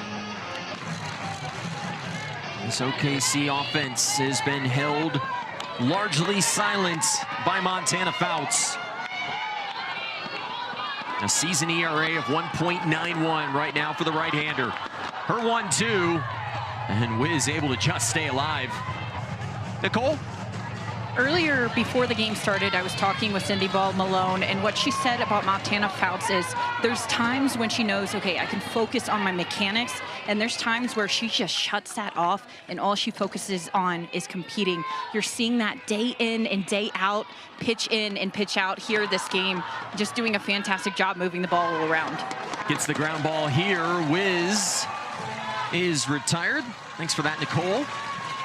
I don't know about you, Natasha, but when I think about Montana Fouts and what she's doing this year, I think she looks as good as she has ever looked out in the circle. And she continues to get better, and when we talked to her last series, she just says that she's just been really intentional about every single pitch, the movement, where she's placing it, and I think that that's been the difference for her. It's not that she's added more pitches to her repertoire, she's just focusing on what she has and strengthening those and getting better at those. Good breakdown right there. That last pitch was her 100th of the evening. Pitch number 101 is fouled back by Bubba Nichols Camarena. Worked a walk off of Fouts. Oklahoma City stranding a pair on base back in the top of the first inning. Had a chance to get to Fouts early, could not take advantage of it.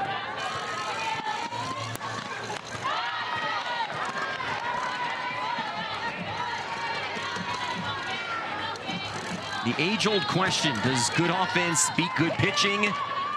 Or does pitching stand strong tonight? The answer has been pitching.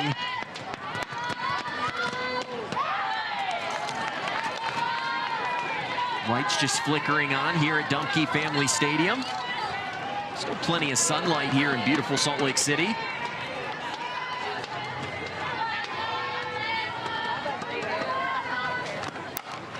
Right-handers have been the kryptonite of this Spark side, although a 270 average isn't bad. That's not bad. That's not bad. And just between Sydney Romero, Delaney Wiz, and Bubba Nichols, like the core of the lineup, those righties right there are just tough to face.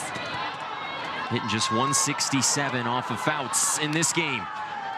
Nichols Camarena grounds to second. It's a 1-2-3 inning for the ace, Montana Fouts.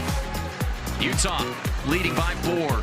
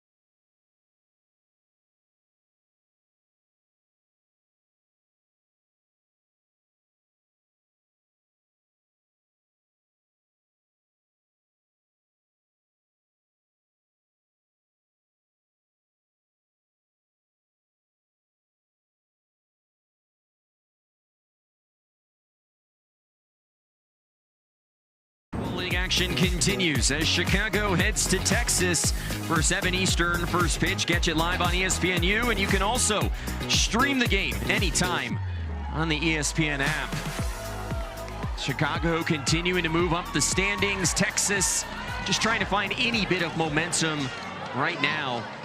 Just past the third waypoint of this 2026 season. Who's been your favorite team to watch so far, Natasha? Oh, gosh. Loaded question. I know. Why'd you do that to me? Oh, gosh. I loved watching Cascade when they were here. They just have an aura about them. They just have energy, good chemistry. And they're like the new franchise, the new kids on the block, and they kind of play like that. So they've been fun to watch. How about you? I think for me, it's been the Blaze. Ooh. Why? I've just been really impressed with the roster makeup of that team and the turnaround from a year ago. They were at the bottom of the standings in the 4-team league, and now they find themselves a half a game out of first place. And how about that battery? Yeah. Reese Atwood, Carlin Pickens. Oh, it's like a dream battery. And then you've got Alicia Ocasio, who you can literally put anywhere on the field, it feels like right now. You got a good point. Okay. Jaquish down the left field line. It's foul. That Blaze team will face this Talons team coming up in that signature series in Durham later this week. In the conclusion of this series, it could be 1 versus 2 in the AUSL in Durham. There's Jaquish, ground ball, nice play. Romero uses the dirt, and Jaquish beats it out. Romero did her best just to make that a play at first base, but Jaquish is aboard. So hats off to Sydney Romero to even be able to have a play on this. This has a funky hop, so she goes in to go get the hop, but reads it, goes back on her backhand and bounces that ball, but speedy Savannah Jaquish, and the celebration is what got me. Every hit means a little bit more here at the professional level. Jaquish is aboard. And you have to figure if they're this Talon side, knowing the firepower in that dugout over at first base, you'd love to tack on a run here with just a 4-run lead.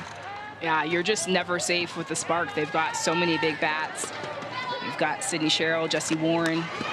I'm sorry. Here's Becker, loops one over short. Back-to-back hits for the Talons here in the 6th.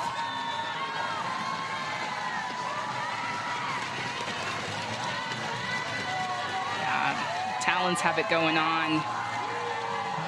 Just past the bat mentality. Rachel Becker gets herself a hit. This Talons team, 9 hits tonight, 40 over their last 4 games.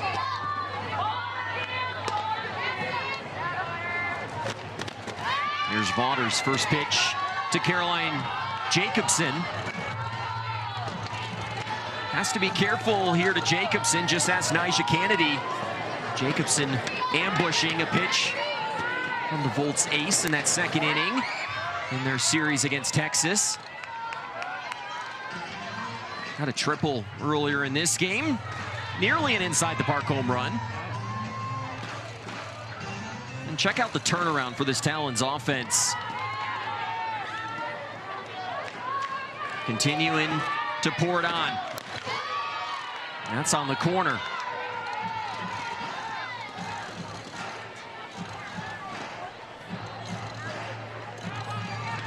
Cindy Ball Malone out of her dugout, gonna go to a pinch runner here. It'll be Sarah Willis, who pinch runs for Jaquish, the catcher. I have to imagine Jaquish doesn't mind getting off her feet. Yes, especially since she has legged one out and just a celebration, not necessarily a speedster, but getting it done.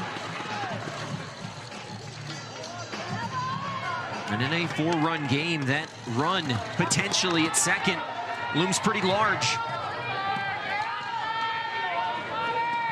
1-2 to Jacobson, and shot that one into the Spark dugout. There's a little hole in the netting over there, and somehow Jacobson was able to push it through it.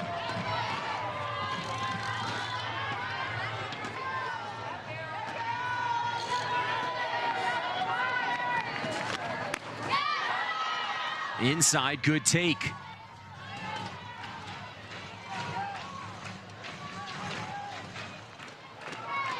This Utah fan base and their Thunder Sticks trying to get behind the Talons. 2-2 pitch. Grounded to short. Romero goes to third. A nice play to get the lead runner as Sarah Willis is retired. First out of the inning. And this is a good play. This is an elite play, although just looks routine. Sydney Romero makes it look routine, but her ability to create a lane, Sarah Willis doesn't even hesitate trying to get there. Has good speed, and they get that force out at third. Natasha, you were one of the greatest to ever play the shortstop position in this game of softball. What makes that play so tough? Well, just playing the hop and also creating the lane for the throw. So sometimes you will cross up your third baseman. Your third baseman has to get back. So making sure that you're creating a lane on the outside to make that throw.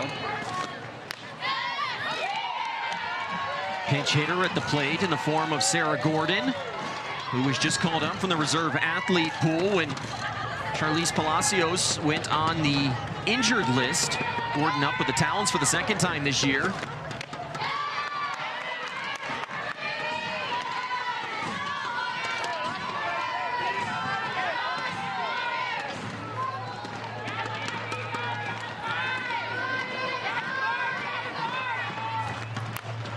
And Gordon right back to the pitcher.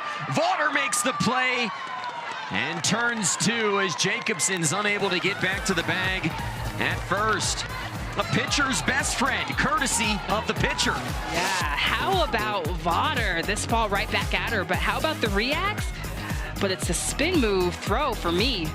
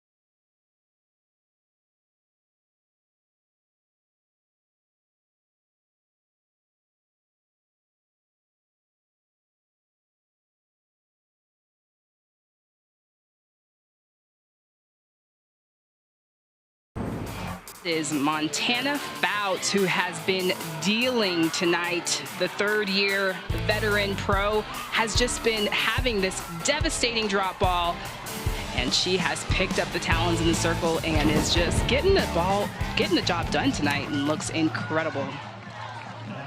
Fouts with 4 strikeouts, eyeing a 5th straight complete game dating back to the championship series a year ago.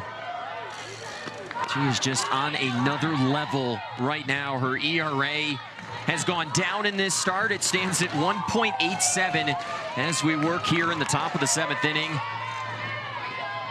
Has a whip less than 1. As Cheryl, who had a really nice at-bat against Fouts earlier in this game. Back at the plate, it was a 12-pitch at-bat back in the 4th that ended with Fouts' 3rd strikeout of the looking variety.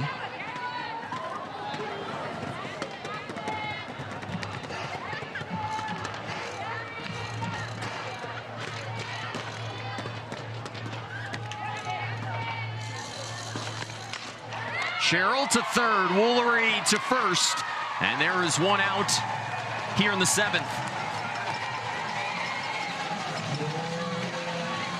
And a little bit of D game. Jordan Woolery on the hot corner, making this look easy. The Talons with a win would have a full one-game lead over the Carolina Blaze for first place in the AUSL as KK Madry fouls that one off down the left side.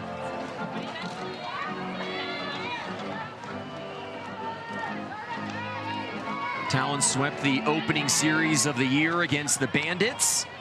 And then it was the expansion Cascade who came here to Salt Lake City and kind of shocked the AUSL with a sweep of the Talons. They then swept the Bolts, trying to take the first of this two-game set against the Oklahoma City Spark. Had a chance to catch up with Sydney Ball Malone before this game, and she said she is having a blast coaching this team right now. Helps when your offense has had 40 hits over the last 4 games. And pitching staff she's got. Just can't go wrong with any arm you choose to give the ball to. Talon set to go to Megan Faramo tomorrow. She is the projected starter.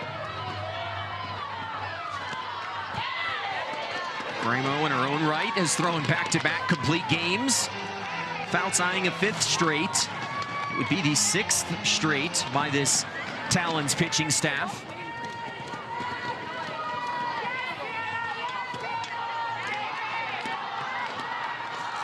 Here comes the 1-2. And KK Madry being feisty, just going through the box nice and slow, but just a little long. So you want Montana Fouts to supply the power. All you got to do is just get your bat there. Easier said than done, but stay short to the ball. As Madry goes down swinging, 2 outs in the 7th.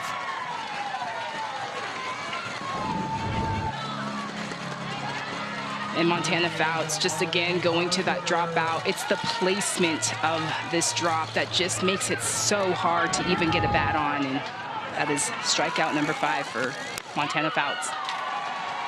Trying to sprint through the finish line. A first pitch strike here to Amari Harper.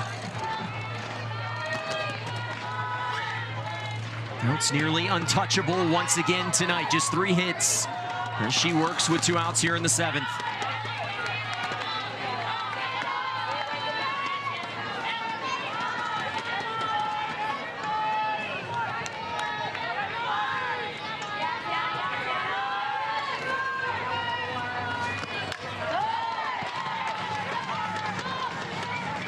It's not much of a stretch to say that Montana Fouts is the best pitcher in the world right now. Having her best year as a pro in her 3rd season. A pitch away from a 5th straight complete game. Harper to center field. Olchen lays out. It hops off the turf. And the game will continue. Harper's been on base both of her last 2 plate appearances. Just take a look at Jalen Olchen's approach to this ball, and you have nothing to lose but to leave your feet and go for it, but just a little bit short. Mari Harper gets the win on here. It'll bring up Haley Lee. Trying to keep this game alive. Don't want to get back to the top of the order if you're Montana Fouts. Because if she's the best pitcher in the world, Maya Brady is probably the best hitter in the world right now.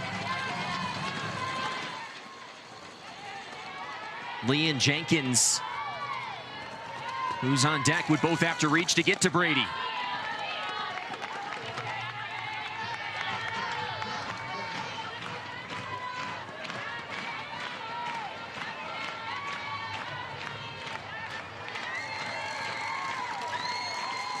One misses.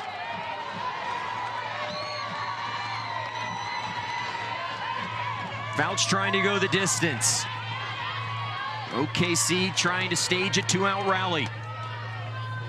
2-1. Lee swings, and the Spark down to their final strike.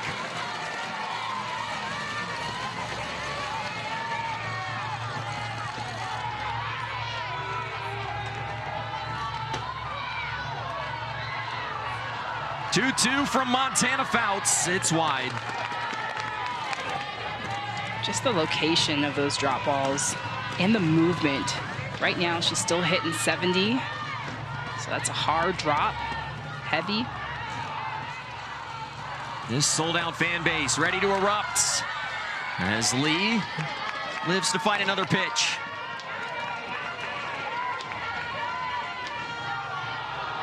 Give Oklahoma City some credit. Fighting to the end here in this 7th inning.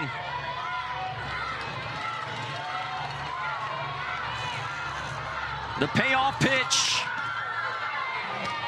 And Joe Evans had to get out of the way of that one down in the third base coach's box.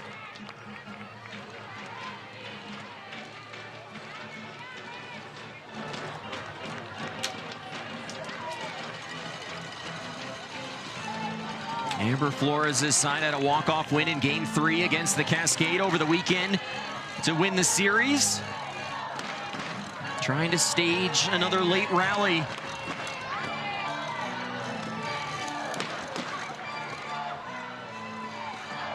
Cindy Ball Malone all smiles, hoping Montana Fouts can close this one out.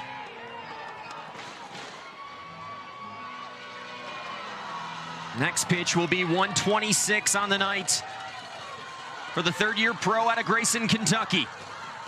3-2 pitch. Ground ball to short. This should do it. Beal to second.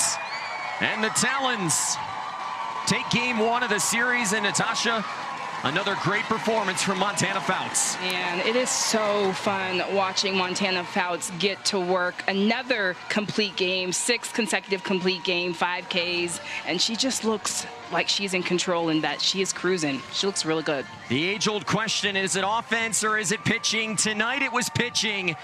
Montana Fouts lowers her ERA to 1.83 as the Talons stay hot.